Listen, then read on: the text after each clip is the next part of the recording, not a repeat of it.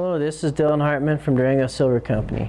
I'm going to talk to you today about the different types of Native American silver jewelry and also a brief stint on the history of Native American jewelry.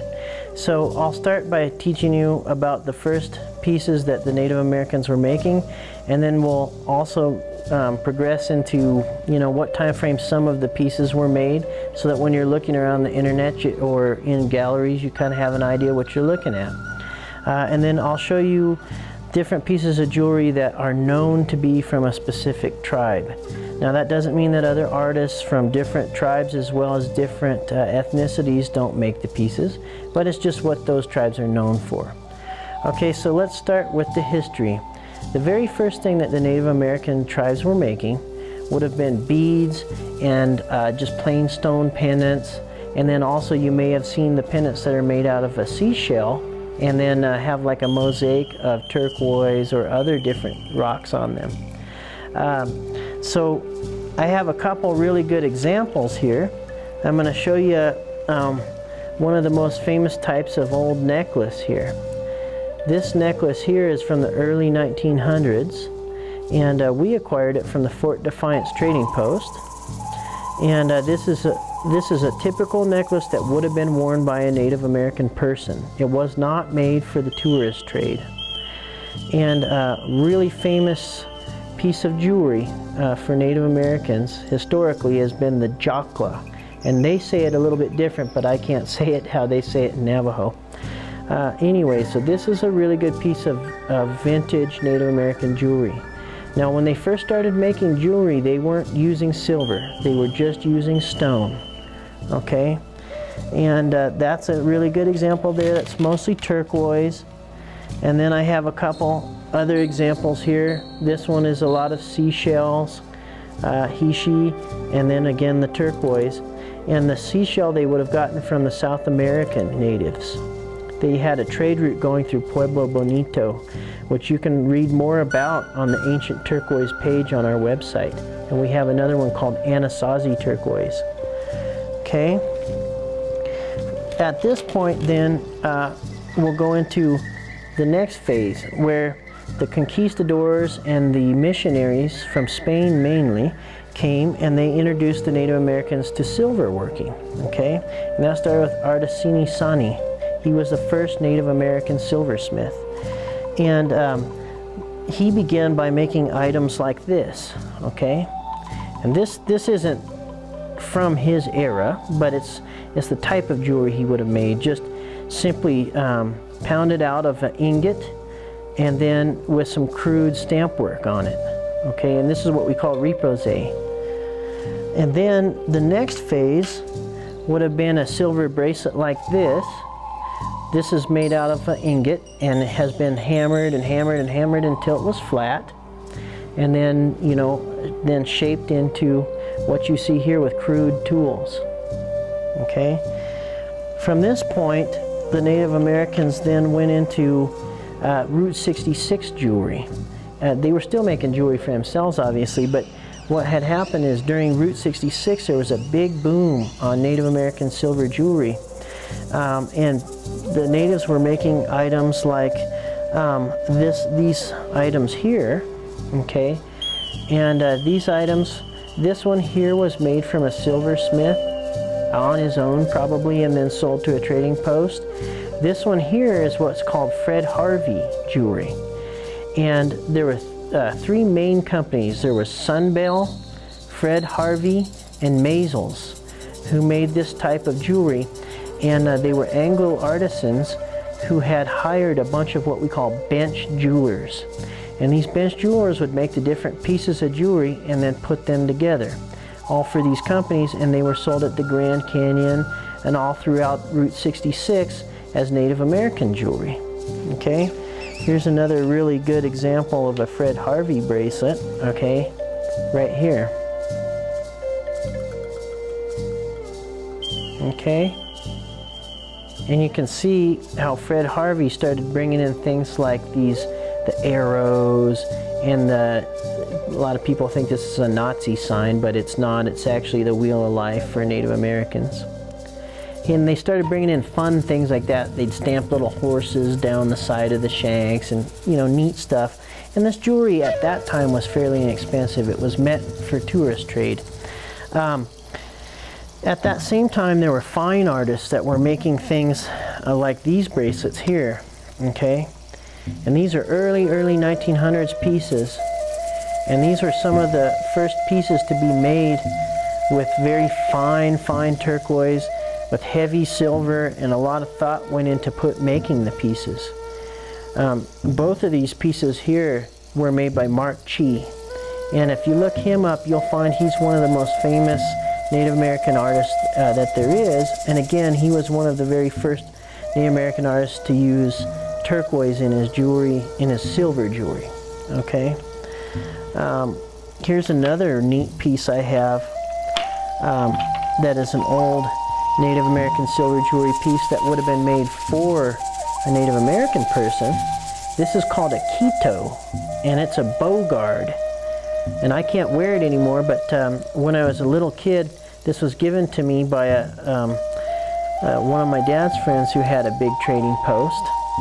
And what they would do is they would wear this on their wrist, and then when they shot their bow and arrow, it would protect them if the string broke. But that's something that would be made for a Native American person, and is a neat piece of silver jewelry history. Okay. Here's another famous one I had to include because everybody thinks of squash blossoms. So here's a good old squash blossom. And this is an old squash blossom. This isn't one of the 1960s, 1970s squash blossoms that most people are used to seeing. This is the type of squash blossom that really does have some value. And it's mainly sterling silver, and these are bench-made beads, meaning they made each side of the bead, stamped it, and then soldered them together and drilled them to make the beads. And this is a really neat piece to have if you collect vintage Native American jewelry. Okay, so then, now let's go into the different types of jewelry that's specific to tribes, okay? Most of the jewelry that I just showed you is specific to Navajo Native American artists. Now, the turquoise necklaces that I first showed you, those are being made today, up until today, by Santo Domingo artists. And Santo Domingo artists today don't make too many of those type of traditional necklaces, and they're really hard to find unless you are friends with the family that makes them, or you live in that area. But most traders and galleries have a hard time finding that type of Santo Domingo jewelry. It's easier to find something like this piece here, which is a modern Santo Domingo jewelry piece. And probably most of these beads here were bought from gem shows or from traders that came through the Pueblo. And then they were strung up in a Santo Domingo style in order to make an inexpensive piece of jewelry that mimics an expensive piece, nice and colorful.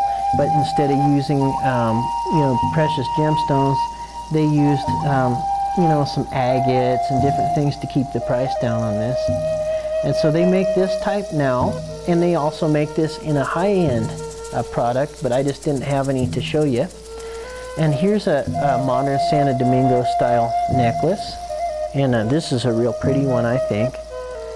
And this would be something indicative of what they're making today, a little more fashion forward, but they still got elements of where it's rough in there, okay?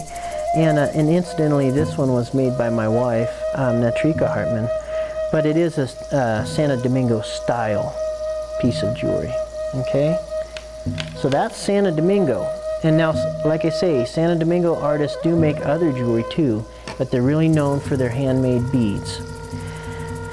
Then going into the next kind of jewelry that's really indicative to a Native American tribe that's harder to find is Hopi silver jewelry. And the Hopis are really known for this type of jewelry, which is called overlay.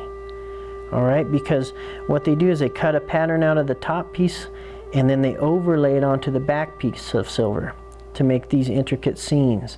And sometimes they might have several levels of different silver in order to make a Pueblo scene or whatever kind of scene they're trying to make. That's a neat little pin there, and that's a vintage piece. Here's another vintage bolo piece. That's pretty neat. Okay, and that's a pretty good Hopi piece there, if you can see it. Has shiprock on it and an old style hogan scene. And this is really neat jewelry to have because it tells a story. And they have different like concho belts and bracelets that are storyteller pieces. Then now here I have a modern piece of Hopi overlay jewelry. And you can see that this one, you know, the shape of the horse is really pretty close to being accurate. You know, as close to handmade you can get it. And then it has kind of some modern where the artist has made this neat texture to it. And so this is a modern piece of Hopi inlay style jewelry. Okay, so that's Hopi silver jewelry. Then let's go into Zuni Native American jewelry. True Zuni jewelry is usually certain colors. And many people, you know, will call Navajo inlay jewelry, they'll call it Zuni inlay jewelry. But most Zuni inlay jewelry should have this coloring, okay? This is a vintage piece of Zuni jewelry here. And this guy here is called a Rainbow Man. And, you know, he is a classic colors using the black.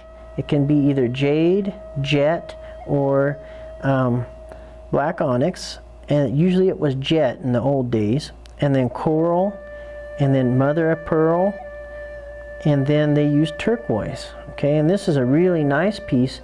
Being as that it's vintage, it has all natural stones in it. Okay, this is an old piece of Zuni jewelry, and this here is called petty point. Okay, and this is another thing that the Zuni Native Americans are known for. Okay, that's petty point. And here's another vintage petty point bracelet. And this is a really beautiful one. And it's large, something like they might wear in ceremonies or something like that. Okay. And then last but not least, I'll show you another famous style from the Zuni Native Americans. This is called a needle point piece of jewelry. Okay, and this one here is done in red coral. But it's called needlepoint because it looks like a needlepoint stitch pattern. Okay? So that sums up Zuni jewelry. Now, there's lots of new jewelry that's being made and called Zuni inlay jewelry. And it's made with all kind of different colored stones. And a lot of that's made overseas. And then also by Navajo artists and other artists. Here's a new piece here. That is a Zuni piece, and you can see it has the classic Zuni colors. And I'm not saying that they only use these colors, but if you know that these colors are in the piece, you got a pretty good idea that it's Zuni. Okay? Now we're going to go to Navajo jewelry. This is probably the biggest amount of southwestern silver jewelry and Native American silver jewelry that's made. The Navajos are the largest tribe of Native Americans, and they're the largest amount of silversmiths. So Navajo jewelry ranges in all directions. They make inlay, they make old style jewelry, they make beads, they make everything. So what they're really famous for is their old style jewelry, which would be something like this here pin. Okay. And this pin features a single turquoise cabochon, and then the cabochon has been bezel set, and to either side of the cabochon there's some repose stamp work, and then some just plain silver sheet. Okay, and this was modeled after Spanish jewelry, and they learned this from the Spanish conquistadors and missionaries. Okay, and I'm now just going to show you a few more examples of that old style jewelry. Here's a really nice buckle. This is probably something you might recognize if you've looked at much Native American jewelry. Okay. I'm going to try not to go too fast here. Here's an old style robe bracelet, this is called. Okay, this one features Bisbee turquoise from Bisbee, Arizona. Okay, and you can see the shank there is made of twisted wire. Okay, and it's just real simplistic and almost kind of crude, but neat, you know. Okay, and then here's a piece of a little more fancy roe bracelet. Just a totally different idea. It's got a wide shank to it, and it's got the rope again, or twisted wire. And then it has some stamp work around each stone. Again, this is Bisbee turquoise. Okay, here's a really neat little bracelet. This is called sandstone, sand casting. Okay, and sand casting, what they do is carve out a rock, basically carve out a rock, and then they pour molten silver into the rock where the pattern is, and they get this design. Okay, and it has a unique look to it, and that features a really beautiful piece of water web Kingman turquoise. Okay, and then on the bracelets, this is a really modern Navajo made piece of silver jewelry here. This is a modern Native American Navajo made silver bracelet with the piece of number 8 turquoise.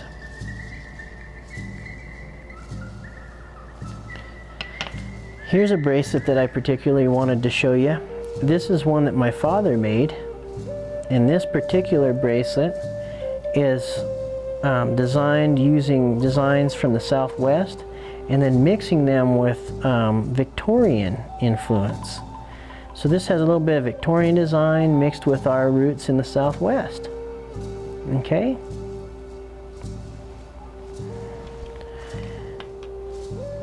Here's a piece of jewelry that's good for you to see. This is a 1960s, 1970s piece of Native American jewelry. And lots of this was made because this was the big boom on turquoise. And when you see this look, 90% of the time, that's the era that it came from. About the 60s up until the mid 80s, somewhere in there, they like to do a lot of these kind of leaves and flowers and stuff around the stones. And around at that same time, they started doing something called chip inlay. And this is another different type of jewelry. Okay. Here's another piece, and remember how I was showing you the Zuni jewelry? Now this kind of looks like it'd be Zuni, right? Because of the cluster. But this is a Navajo cluster piece of jewelry. And this again would have been worn for ceremonial. Here's a modern pair of Navajo cluster earrings. Okay. And then last but not least, I wanted to show you some modern Navajo inlay jewelry. This is a beautiful piece of inlay jewelry. And this is a modern Navajo made bracelet. Okay. Very modern, sleek looking. Here's a really neat one. This is sleek and modern and features all kind of different stones. We got the spiny oyster shell, the gaspiite, and then Sleeping Beauty turquoise. Okay, and this here is called cobblestone work, and they used to do it in straight lines and in little squares, and they called it cornrow. Okay, and here's a beautiful piece, and this is by Edison Yazzie, and this is sterling silver bracelet and features a scene, and it has a man and a woman in a classic scene of what would be happening on the reservation. The man is out tending his sheep, and the woman's around the house cooking and working on her crafts. Okay, so hopefully that covers, you know, quite a few different looks of Southwestern or Native American silver jewelry. Certainly not everything's represented here, but these are some of the things that are very popular and famous from each of the tribes. So I hope that that's helped you a little bit, and now when you're looking in galleries and online, you'll have a good idea of what things are and where they may have come from. Hope you have a good day. Bye-bye.